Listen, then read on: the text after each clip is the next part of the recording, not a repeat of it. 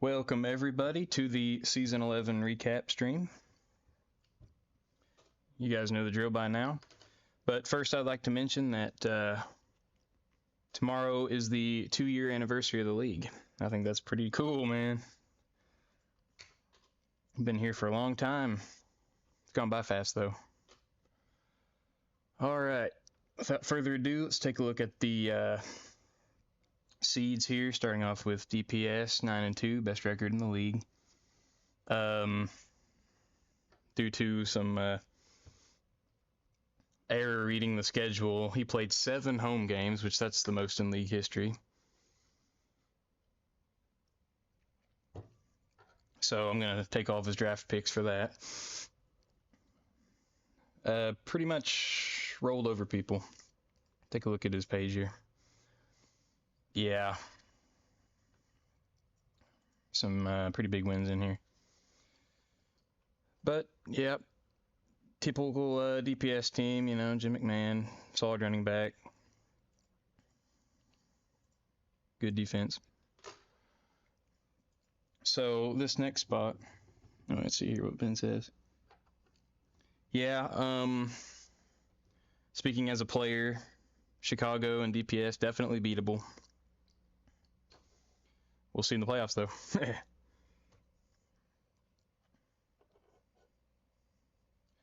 So, next up, we had a bit of a debacle here, to quote DT. We had a 3-way tie between these 3 teams here. I wonder if it would help if I make the screen a little bigger here.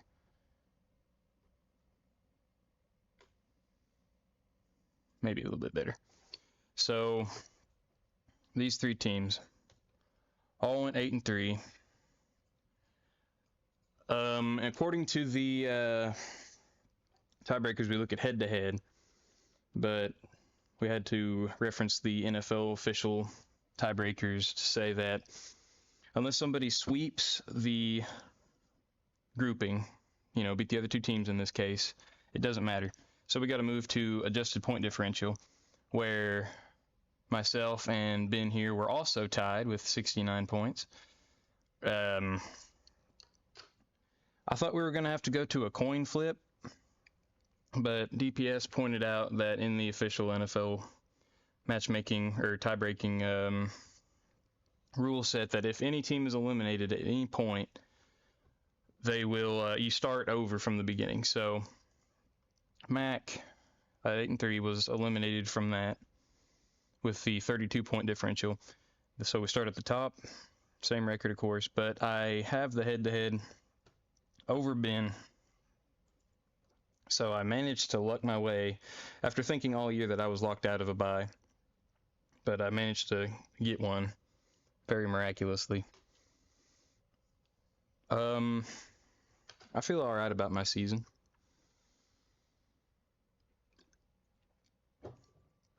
Pretty good record. Losing to Ninja sucks. Losing to Mac also sucks. That was the worst loss I had all year. Barely lost to DPS. It was a great game. I'm not mad about that. Yeah, poor Mac. For the longest time, Mac was right here getting this at this 2 spot, but last second, pretty much, second to last game of the year, decided it, or third to last game, something like that.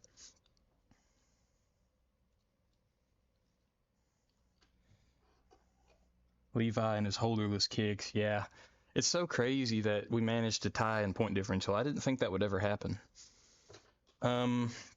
So Ben will get the 3rd spot because he lost to me in the tiebreakers column, and then Mac was the first eliminated out of that trio. So the margin is razor thin here, guys. Just win every game, you know. That's all you can do. Just got to win your games. You can't rely on other people getting stuff done for you. So 5 here. We got 2 teams at 7-4, Ninja and Jerry. So let's slide over here. Ninja lost to Jerry, so Jerry will get that 5th spot. And Ninja gets the last playoff spot. Gonna face his old rival, Fiddlesticks, Seattle, and Cleveland / Miami / Pittsburgh, and then Cleveland again, rivalry. One of the best in the league. So now let's move on to the hero round. These top 2 teams are safe from relegation. They're not going to get relegated no matter what. And that will go to, the first spot will go to Nelson, 6-5 record.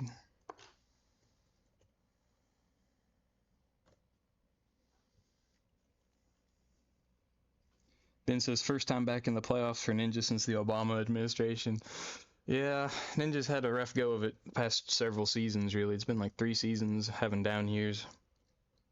But here he is, a chance to make his presence known again. So Nelson,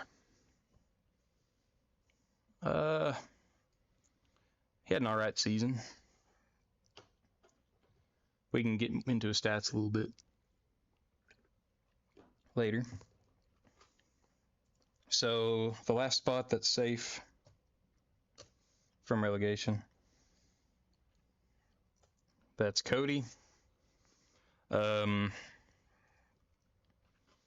Eking out a win here against Ben, which put him in a position to be saved from relegation. So now the best team that has a potential to go down will be 40 FPS. He was crapping his drawers, I know, over Cody beating Ben. It was Cody, he really struggled, especially early in the year. But things kind of evened out for him. Yeah, he started 0-3 and then 1-1, 1-1, 1-1. But finished fairly strong after his 12-0 season last year. That's how tough this league is, guys. He went 12-0, undefeated the whole way. Or not, I don't know if it was 12-0. I think it was 12-0, and then like 14-0, including playoffs. And now he's, sitting about 500, missing the playoffs. It's crazy how tough this league can be. So Nelson will be playing the loser of the G League Championship. Cody will play the winner. And 40 FPS will be playing number 12 here. Next up, let's see. I already forgot. I think it's Dizzy that's next, right? See, he ties with Richie, and he beat Richie. Yeah. Dizzy will host the 11th seed, which turns into Richie. And the 12th seed is Ultada. Loser of these games here, will move down to the G League. They'll be picking right before, I think I have them set to pick right before playoff teams. Like the teams in G that made the playoffs. And the guys that move up, they'll pick in the same spot right before guys who made the playoffs. Dizzy, he had a couple close losses here, but overall not a good season.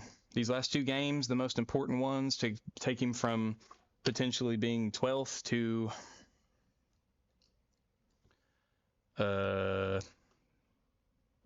10th. Yeah, those last 2 games were pretty big.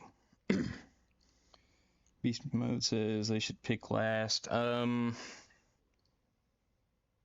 don't know, because on one hand, yeah, make them pick later. The other hand, you'll be close to the snake, so you get picks back to back. I don't know. We can adjust for sure. It's not set in stone yet. Maybe in a couple seasons I'll change my mind, or I'll change my mind immediately.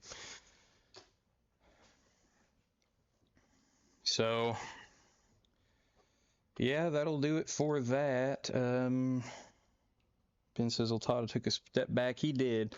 Ultada had a breakout season last year. He was pretty close to making the playoffs, I think, but here he goes 0-10. Danny White, Saboteur. Talk about him in a little bit. But having Peyton's nice, but in the Seattle playbook, you're not getting him the ball through the air, which really takes a hit. And the defense, not very good, really. Kevin Green isn't as good as you might think. Mann is a good defender at his spot, but like it's not a great spot.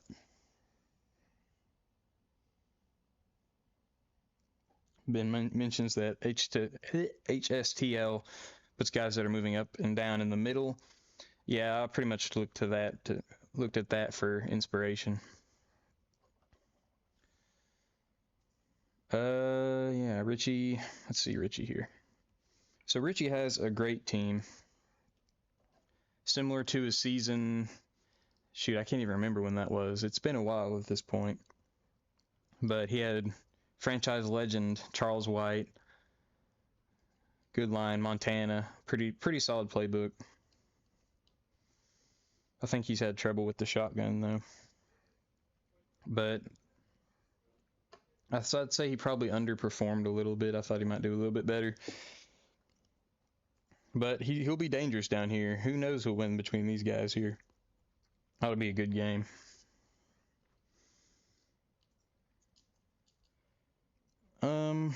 Guess we'll take a look at this page real quick. So DPS obviously looking good, highest SRS and defensive SRS. Yeah, looking good over here. Best offense is Ben. He's got a great team here. Kosar, Walker, Jerry Rice in the Miami playbook. It's beautiful. It's beautiful. It's perfection. Defense is good enough. So he's going to be a strong team in the playoffs. Ninja better watch himself. But yeah, he's leading the league in offensive stats, pretty much. Obviously, good point differential. Same as mine, which is a more well-rounded team. Second best defense. Ben says Seattle had what you call a big play defense. Yeah. I'll ask everybody for their Defensive Player of the Year nominations, I guess. That'll be cool. A lot of yards and points, he says. Let's take a look at that. That is a lot of yards, yeah. A lot of offensive yards, though. More than makes up for it. One last thing on this page. Well, I guess we can talk about Coach of the Year candidates. I usually do that, right? So we've got a few more, quote, wins under expected here than typical. DPS usually does it because he blows people out, but then he'll lose to, a random guy. Oltada definitely, confirms that he underperformed a little bit. Nelson, with the coveted 2 wins over expected, really won more games than he should, according to the Pythagorean formula here. And 40 FPS, a little bit underwhelming there too. He's got a solid offense, defense though, kind of iffy. But most of that came in a couple games. So for Coach of the Year, I'd say DPS probably the favorite, despite the wins over expected being pretty poor. He just won the most games. There's no standout. Otherwise, there's no breakout seasons for anybody like Oltada had last year. Pretty cut and dry, I would say. But obviously, everybody gets a vote, and you can vote for anybody. So who knows? And it's not often you get 7 home games in a year. All right, take a peek at this real quick. Just some games. Oh yeah, right here. We've had a recent revelation. Ninjas seems to have come up with the idea to play games while you're talking to each other. Stream a game while you're both on call. I did that. I lost. I'm not doing it ever again because I get distracted talking. Should have lost that game. But we have a few like that. I think he and Ben did it. Somewhere in here. But anyways, oh yeah, I forgot to mention the title belt. This thing has been moving. It's traded hands several times. So the concept is, somebody starts off with it. It's either going to be who wins the league, or if the belt is down in here when the playoffs start, whoever wins the Hero Cup. So Cody won the league. He started with it. And it traded hands several times, eventually making its way back to him. He had it 3 times. I think that's by far the most we've ever had in a season. So that shows that there's some good parity. All right. It is stats time. It's always tough to pick the best team or the best player in each category here. I guess we can start with quarterback. As usual, I'll be looking for y'all's opinions here, but I think the clear-cut first team is going to be Bernie Kosar. Pretty easy. He only had 1 pick. Look at that, 99.3. 15 touchdowns, 1 pick, a whole lot of yards. 3 sacks, pretty high quarterback rating. And he ran the ball quite a bit, too. Bernie Kosar is in a stacked offense for sure. Really good playbook, especially for how Ben uses it. Herschel Walker blowing up fools. Being able to popcorn in the Miami offense is pretty good, because that means you can blow through some of those pesky outside linebackers. But the stats are extremely good. So the gap between him and the next is so big that you can't really use team construct as a flag or red flag or whatever. Next, it kind of falls off. It kind of drops off. Like I said, I mean, who do you go for here? Like Marino, he had the best touchdown pick ratio outside of Kosar. He took 10 sacks though. That's quite a lot. Mediocre. It's maybe it's like slightly above average yards per attempt. Solid yardage. He didn't run with Marino much, which I don't know if you can really use that as a detractor against a quarterback. I really am kind of struggling with this, but I think Marino probably does get the second spot.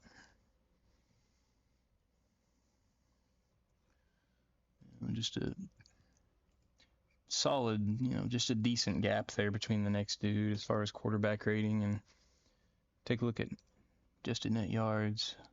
That makes him plummet a little bit.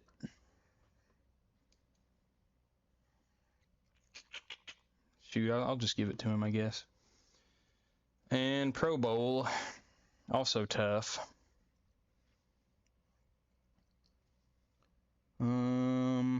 Obviously Mac's gonna run with the quarterback quite a bit here. Got good stats overall. 7-6, not very good though. Pick ratio. Not many passing yards at all.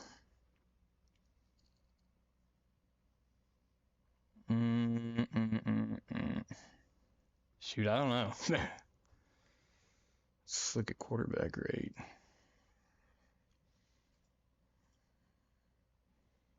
I guess I'll give him a Pro Bowl nod. And from there, Phil Simms looking all right.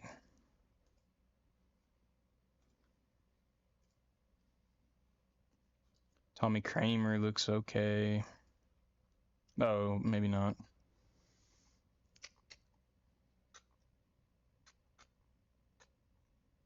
I am slightly biased, I must admit, but I think it's between probably Phil and Boomer Esiason. He took more sacks. Yeah, yards per attempt, about even. Quarterback rating, about even.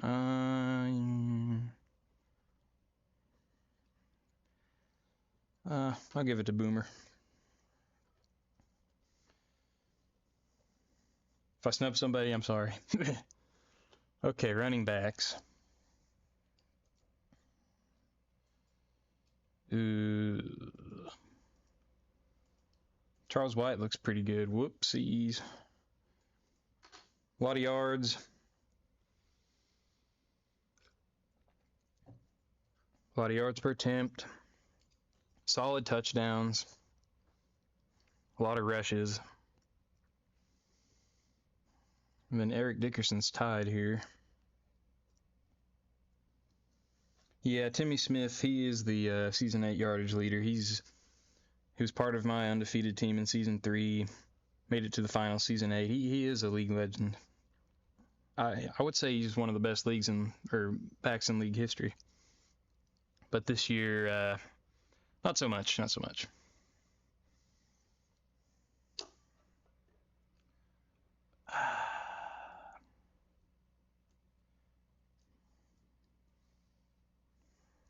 I might give first team to Charles White. Mac, oh, that's pretty good too.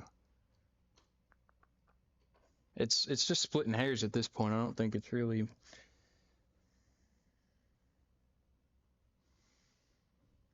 There's not a big gap between Allen, White, Dickerson's in there, Kurt Warner's in there, but I think it's going to be in that order, or not that order, but it's going to be some combination of that. All right, let's start with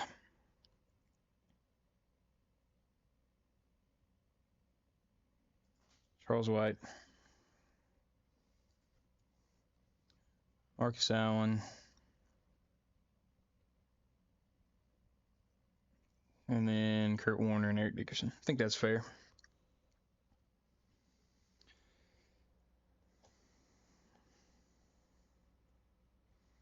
Okay, kicker. I know kicking. Oh yeah, real quick. I compiled the league fourth down attempts and makes here. So 98 attempts, 58 conversions for a total rate of 63%. Pretty high. So just thought you might think that's interesting. Kicker. Oh boy. Whoops. Here's the league averages right there. So we've got a few guys with 100%. Dean Biasucci went 19 for 19. I think that might be a record.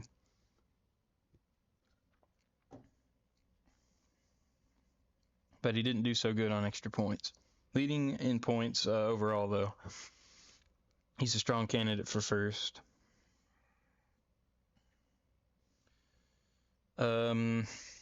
Jess Atkinson, 6 of 6.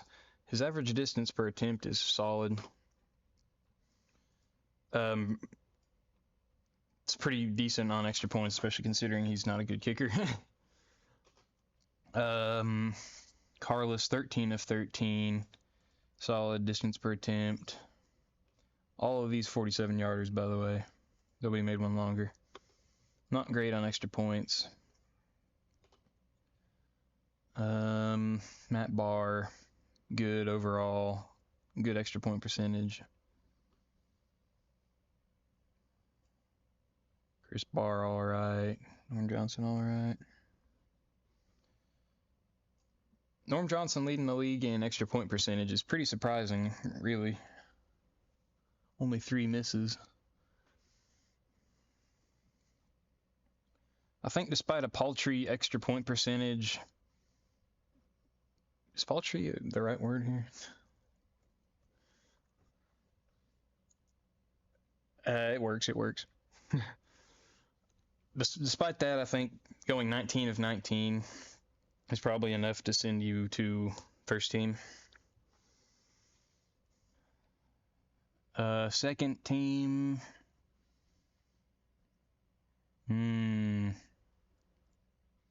Matt Barr.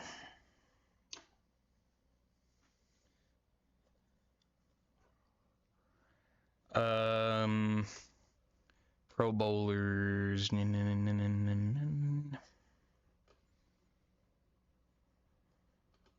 Let's shout out my boy Norm Johnson.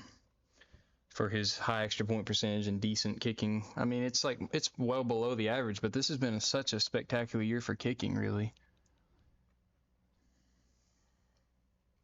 Watervey kind of sticks out here. Definitely sticks out. Let's give the last one to...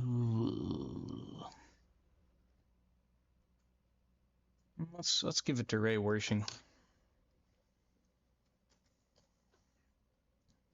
All right, punting. Nope. Ruzek, what about Ruzek? Yeah. Dang it, beast mode. Shouldn't have said anything. Pretty good distance per attempt. Let's take it from Norm. Thanks for pointing that out. I would say he definitely deserves it.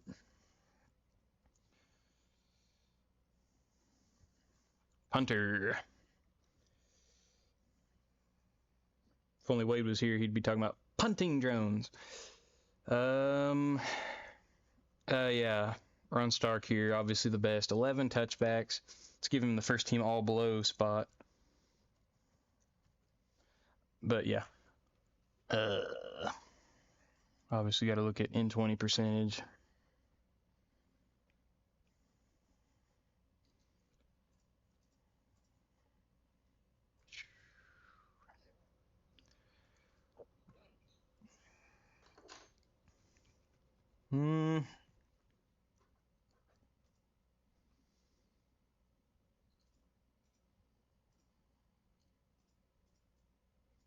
Pretty high as far as touchbacks go. Saxon looks pretty good.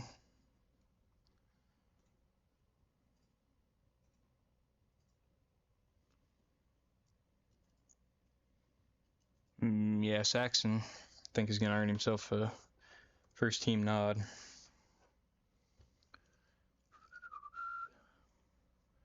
Greg Coleman, that's a good season.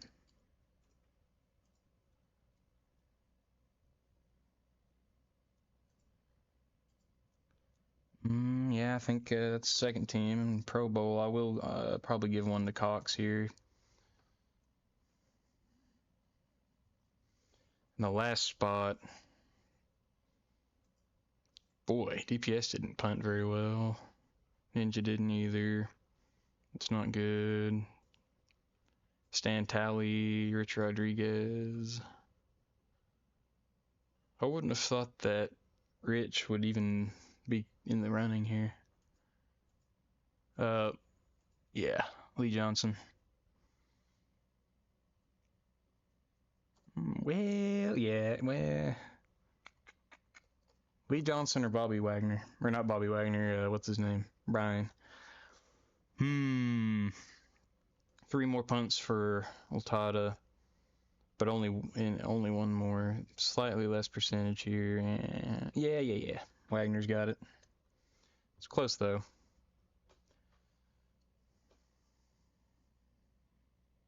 Yeah, I think I'm good with that.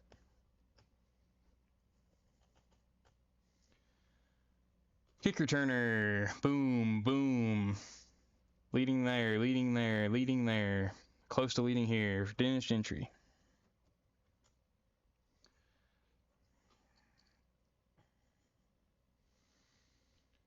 Jefferson. Let's just go down the list here and see if that'll work. Yeah, I think that's good enough. Darrell Green just missing the cut. That's pretty interesting to see. Darrell Green 4 initial 8 speed in the running.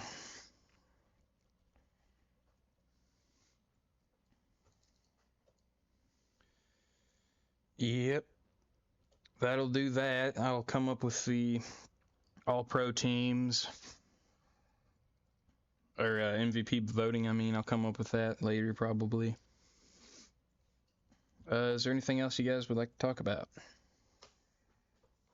Questions about relegation, anything related to G League?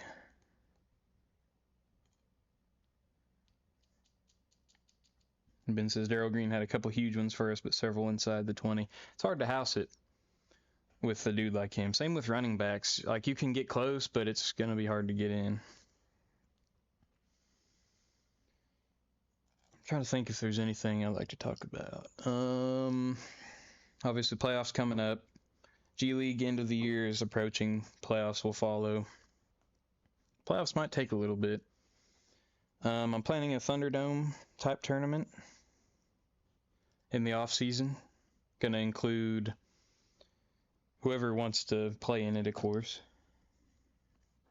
Main leaguers, G leaguers, new guys that haven't even joined the G League yet, like Zach. I'm going to be looking to recruit them for it. I think that'll be fun. It'll be like Thunderdome. Ranking guys.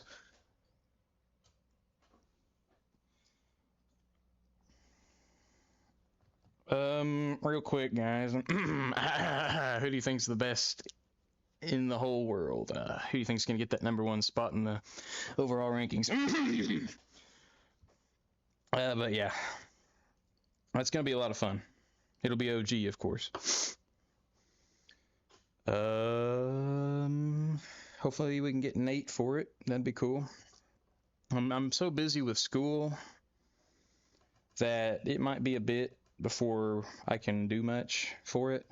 So I'm kind of hoping the playoffs take a while so I can do what I need to do and be fresh for the tournament. I'll probably announce it as playoffs are winding down. But yeah, any questions?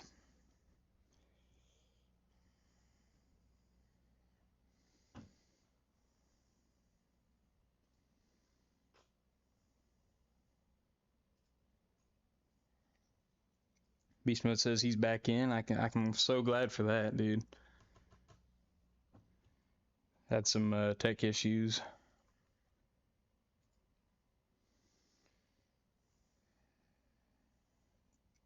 Wade says, "What is my prize for winning the Thunderdome?" Satisfaction, I guess. I don't have any plans for there to be any prizes as of yet, but maybe we'll have some. Certainly in the realm of possibility. That'd be real cool. All right, I think that'll do it. Thanks for watching, everybody. Happy 2nd anniversary to this league. And hopefully it can continue for many, many more years, like actual real years. 2 of them. That's crazy to me. But I'll catch you all later. See you in the playoffs. Good luck, everybody. There's only 3 people that won't be participating in some kind of postseason action, and that's the people who missed the playoffs in G. I feel bad for them, but I don't know what else to do for them. Everybody else has a little bit of postseason. But all right, talk to y'all later.